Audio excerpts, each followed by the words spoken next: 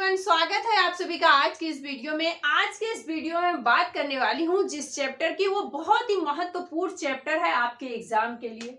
आज मैं बात करूंगी असेसमेंट के बारे में, आकलन के बारे में, सीखने का आकलन क्या होता है, सीखने के लिए आकलन, सीखने के रूप में आकलन, इन सभी के बारे में मैं बात करने वाली हूं। क्योंकि यहाँ से 1 से 2 क्वेश्चन जरूर पूछा जाएगा, 2 से 3 भी हो सकता है, पर 2 से कम नहीं हो सकता है। ये आपकी सीडीपी में या मैथ में या ईबीएस में या हिंदी में, किसी भी सब्जेक्ट की पेडागोजी में कहीं ना कहीं यहाँ से क्वेश्चन जरूर पूछेगा। जो 15-15 नंबर की पेडागोजी होती है वहां पे जरूर क्वेश्चन पूछा जाता है। तो आप वीडियो पूरी देखिएगा, बीच में स्किप मत करिएगा। यदि आपने इसे पढ़ा है तो अच्छी बात है, लेकिन यदि नहीं पढ़े हैं तो इन्हें पढ़िएगा जरूर, क्योंकि यहाँ से क्वेश्चन आता है। पढ़े होंगे तो एक तरह से आपका रिवीजन हो जाएगा, क्योंकि मैं इतने अच्छे से अभी आपको बता दूंगी कि यदि नहीं भी पढ़े हैं तो भी आपको याद हो जाएगा। तो सबसे पहले हम जानेंगे असेसमेंट फॉर लर्निंग, सीखने के लिए आकलन और सीखने का आकलन, इन्हीं दोनों से ज्यादा क्वेश्चन पूछे जाते हैं। तो सबसे पहले जानते हैं सीखने के लिए आकलन। सीखने के लिए जो आकलन होता है इसे ही फॉर्मेटिव असेसमेंट कहते हैं, मतलब संरचनात्मक आकलन कहते हैं। क्या कहते हैं? संरचनात्मक आकलन।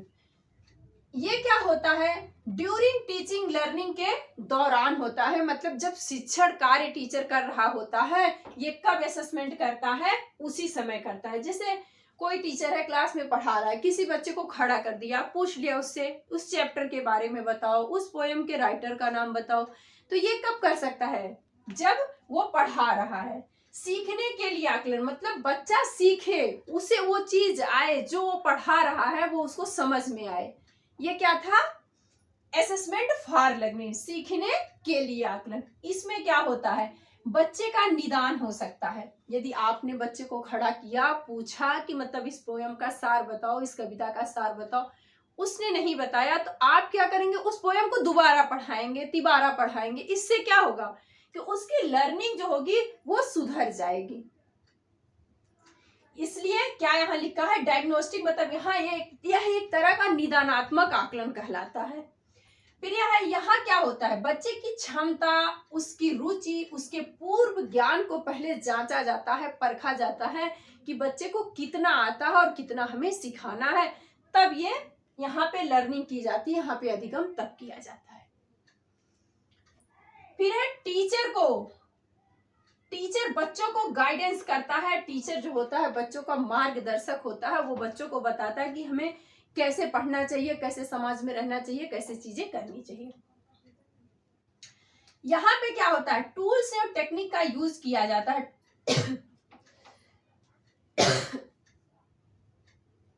2 मिनट में, सॉरी 2 मिनट के लिए रुकना पड़ा आपको।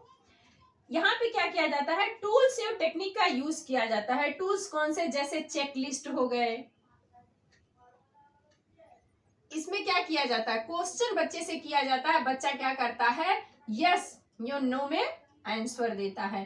तो ये सारी चीजें कहाँ होती हैं? असेसमेंट फॉर लर्निंग में सीखने के लिए आकलन किया जाता है बच्चे को, कि बच्चा कैसे सीख सके, बच्चा कैसे पढ़ सके आगे।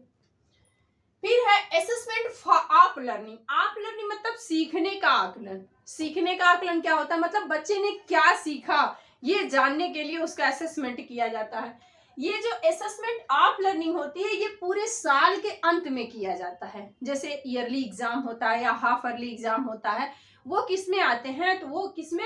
असेसमेंट ऑफ लर्निंग के अंतर्गत आते हैं। वही हमने यहाँ पे लिखा है सबमेटिव असेसमेंट, मतलब योगात्मक आकलन इसे कहा जाता है। क्यों कहा जाता है? क्योंकि ये साल के अंत में किया जाता है। यहाँ पे आप बच्चे को सुधार नहीं सकते हैं किसी भी तरह का। यदि उसे 100 में से 70 मार्क्स ही मिले हैं तो ये 70 ही रहेंगे, ये बढ़ नहीं सकते हैं। लेकिन वहीं जब हम असेसमेंट फॉर लर्निंग पढ़ते हैं तो वहां पे क्या रहता है कि बच्चे को सुधारा जा सकता है। बट जब हम असेसमेंट ऑफ लर्निंग पढ़ते हैं तो यहाँ पे बच्चों को सुधारा नहीं जा सकता है। जब एक बार बच्चा फेल तो फेल, पास तो पास। यहाँ पे क्या होता है, असेसमेंट ऑफ लर्निंग में होता है अचीवमेंट टेस्ट किया जाता है, उपलब्धि परीक्षण किया जाता है कि बच्चे ने पूरे साल में कौन कौन सी चीजें पढ़ी है, बच्चे को कितना आता है कितना नहीं आता है, ये सारी जानकारी हम इसी में लेते हैं अचीवमेंट टेस्ट के द्वारा। जो फाइनल एग्जाम होता है, जैसे मैंने बताया yearly exam, half yearly exam, वही यहाँ पे क्या होता है, रिजल्ट आपको दिया जाता है, ग्रेड दिया जाता है, फर्स्ट रैंक है किसी का सेकंड है तो किसी का थर्ड है, ग्रेडिंग की जाती है। यहाँ पे क्या है, नो फीडबैक, कोई फीडबैक नहीं मिलता है, नो इम्प्रूवमेंट, मतलब बच्चे को किसी भी तरह से सुधारा नहीं जा सकता है। सबसे अच्छा कोई होता है तो असेसमेंट फॉर लर्निंग होता है, कि मतलब जो टीचिंग के दौरान किया जाता है, जहाँ पे बच्चे को पूरी तरह से सुधारा जा सकता है। फिर हम पढ़ते हैं असेसमेंट एज लर्निंग, मतलब सीखने के रूप में आकलन। जो सीखने के रूप में आकलन होता है वो कहीं ना कहीं असेसमेंट फॉर लर्निंग से ही जुड़ा होता है। इसमें क्या होता है, छात्रों की सोच को आगे बढ़ाया जाता है, मतलब जो छात्र होते हैं वो क्या करते हैं, अपनी सोच को आगे बढ़ाते हैं, आगे की चीजें सोचते हैं। बच्चा खुद मूल्यांकन करता है कि उसमें क्या कमी रह गई है और क्या चीजें उसे सीखना है और क्या चीजें वो सीख चुका है।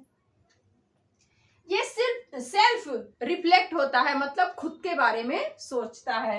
मेटा कॉग्निशन एबिलिटी बच्चे में क्या होती है, इंप्रूव होती है। कहाँ पे, तो असेसमेंट एज लर्निंग जब बच्चे का किया जाता है तो उसमें क्या होता है, उसका परासंज्ञान जो ज्ञान होता है वो क्या होती है, इंप्रूवमेंट होती है, जब बच्चा खुद सेल्फ रिफ्लेक्ट करता है। एक होता है असेसमेंट इन लर्निंग, मतलब सीखने में आकलन। क्या होता है, असेसमेंट इन लर्निंग, सीखने में आकलन। ये क्या होता है, ये शिक्षण अधिगम के दौरान किया जाता है कि बच्चा इसमें क्या सीखा, क्या नहीं सीखा, क्या उसे सीखना बाकी है। तो जो असेसमेंट के टाइप थे वो टोटल 4 थे, चारों के बारे में हमने बता दिया। ज्यादातर जो क्वेश्चन पूछा जाता है वो यहीं से पूछा जाता है, सीखने के लिए, सीखने का। आई थिंक ये सारी चीजें आपको समझ में आ गई होगी। असेसमेंट क्या होता है, तो बच्चे की जो अभिवृत्ति है, क्षमता है, पुष्टि है, मतलब कितना उसे आता है वही जानना। यदि आप आकलन अच्छे से कर लेते हैं बच्चे को तो आगे जाकर के आपको मूल्यांकन करने में मदद मिलती है। तो वीडियो पसंद आई होगी तो लाइक शेयर और सब्सक्राइब जरूर करिएगा, क्योंकि आपके एग्जाम में जो थोड़े से दिन बाकी हैं, इन थोड़े से दिन में मैं थोड़े थोड़े करके उन सभी चीजों को पढ़ाना चाहती हूँ जो आपके एग्जाम में आएंगे, 100% आएंगे। तो आज के लिए इतना ही, नेक्स्ट वीडियो में मिलेंगे नेक्स्ट टॉपिक के साथ। Bye bye.